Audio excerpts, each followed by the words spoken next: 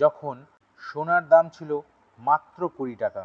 সেই সময় একটি গান গাইতে তিনি নিতেন 3000 টাকা। হ্যাঁ, ঠিকই শুনেছেন, 3000 টাকা।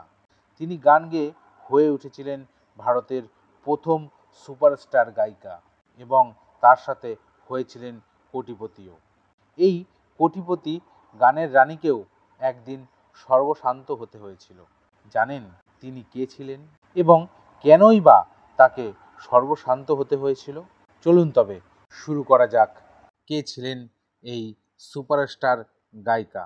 তিনি হলেন প্রথম ভারতীয় সুপারস্টার গায়িকা গওহর জান, যার গান রেকর্ড করা হয়। তিনি হলেন দেশের প্রথম কোটিপতি সঙ্গীত শিল্পী। গওহর নাচ ও গানের হাতেখড়ি হয় কলকাতায়। তিনি ক্লাসিক্যাল, হিন্দুস্তানি থেকে ভোকাল মিউজিক, ধ্রুপদী নৃত্য থেকে কীর্তন এবং রবীন্দ্রসঙ্গীতও শিখেছিলেন। হমদম ছদ্মনামে লিখতেন গজল।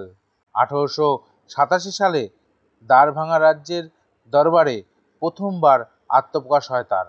ধীরে ধীরে তিনি সেই সময়ের সবচেয়ে দামি সঙ্গীতশিল্পী হিসেবে পরিচিত হন।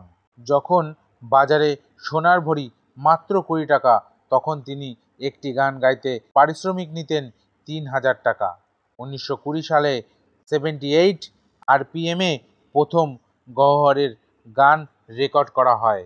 এই কারণে গওহর গ্রামাফোন গার্লস নামেও পরিচিত। তিনি 1902 থেকে 1910 সাল পর্যন্ত বাংলা, হিন্দি, উর্দু, মারাঠি, গুজরাটি, তামিল, আরবি, ফার্সি, ফরাসি, ইংরেজি এরকমভাবে মোট 11টি ভাষায় 600-এরও বেশি গান গেয়েছেন তিনি।